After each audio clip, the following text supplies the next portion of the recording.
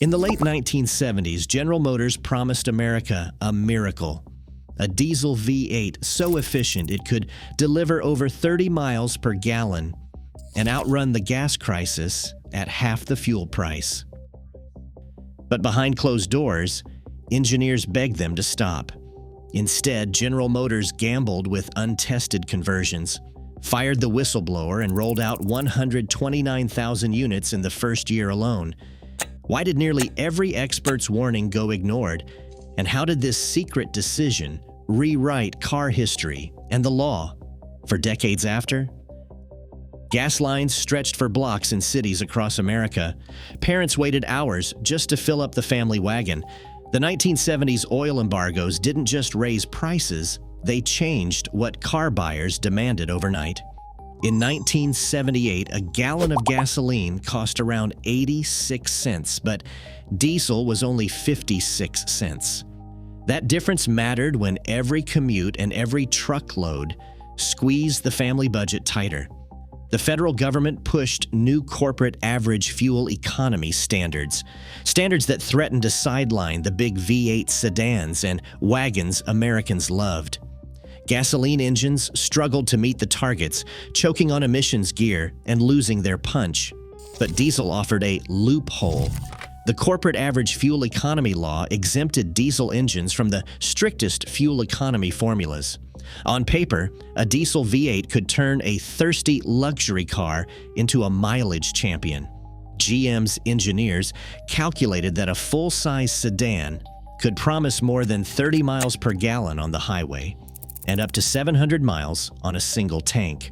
That meant fewer stops, less money burned at the pump, and a way to keep selling the cars people wanted, without paying fines or redesigning every model from scratch.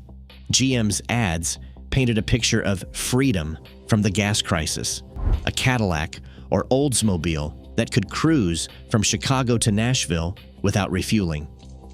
Buyers saw a chance to beat the system, save money, skip the lines, and stick with Detroit's biggest, most comfortable cars.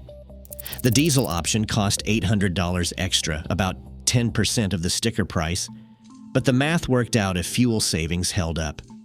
For GM executives, the numbers looked even better. They could use existing factories, sell more cars, and claim the fuel economy crown, all by swapping a gasoline engine for a diesel badge. The promise was simple: American power, European efficiency, and a way out of a national crisis. But that shortcut would come at a price no one wanted to pay. Inside General Motors engineering labs, Darrell R. Sand saw the warning signs months before the first diesel V8 reached a showroom. He sent internal memos, flagged test results, and spelled out the risks: head bolts stretching under diesel compression, cracked engine blocks, gasket failures, and fuel system breakdowns. The numbers were there in black and white, engines self-destructing long before their time. But Sand's concerns landed with management like a stone in water. The response was silence. Soon after, Sand was out. His warnings and his career at General Motors ended before a single customer ever turned a key. Meanwhile, the cars rolled out. The diesel option added $800 to the sticker price, but buyers did not blink. In the first year alone, nearly 129,000 diesel V8 engines left the factory, bound for driveways across America. The marketing push was relentless. Magazine ads promised a full-size sedan that could stretch a single tank of fuel from Chicago to Nashville. Early reviews echoed the optimism. A major automotive magazine surveyed 1,000 new owners. 97.4% said they would buy another one. The engine delivered 25 miles per gallon in real-world driving, outpacing its gasoline stablemates by a wide margin. Acceleration numbers even beat the best European diesels. On dealership lots, the mood was electric.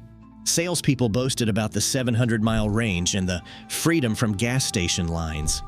Customers lined up, eager to claim their piece of the future.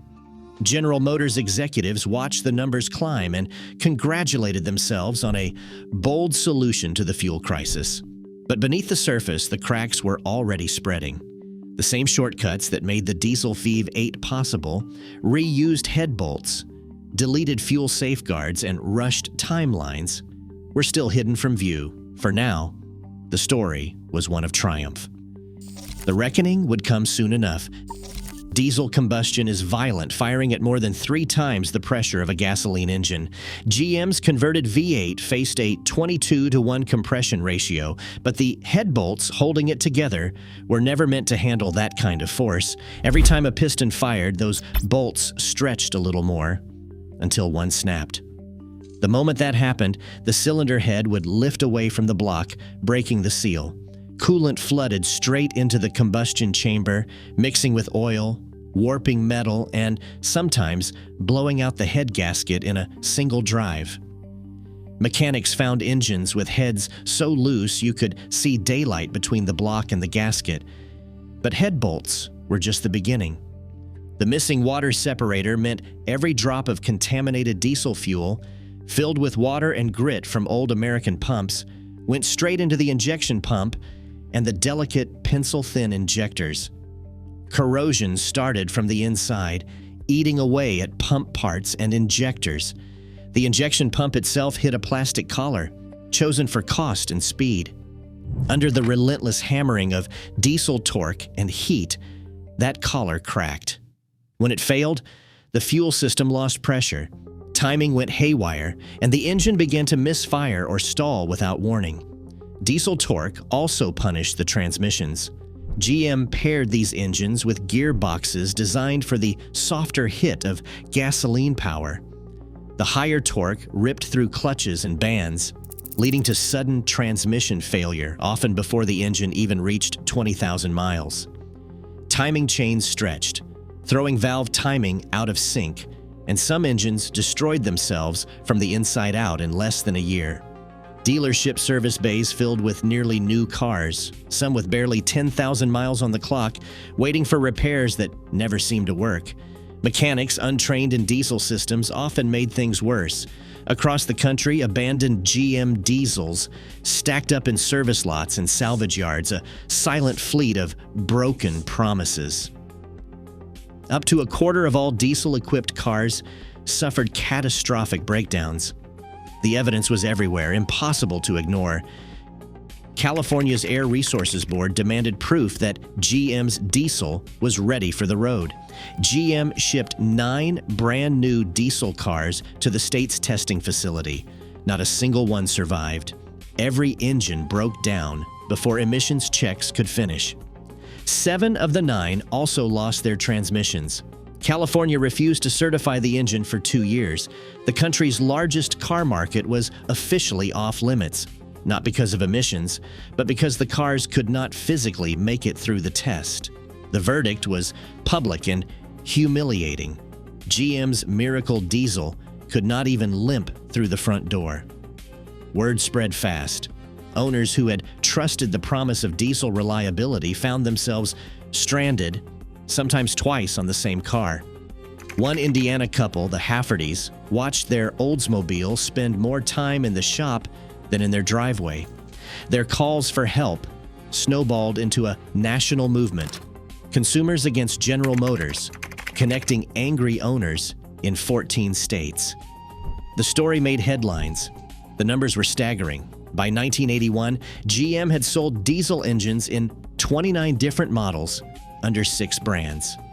Sales hit 310,000 units in a single year, making up 60% of all diesel passenger cars in America. But the lawsuits came in waves. Mechanics untrained in diesel repair botched warranty jobs. Engines died again and again. Used car values for diesel-equipped GMs crashed overnight. The legal fallout was just as severe.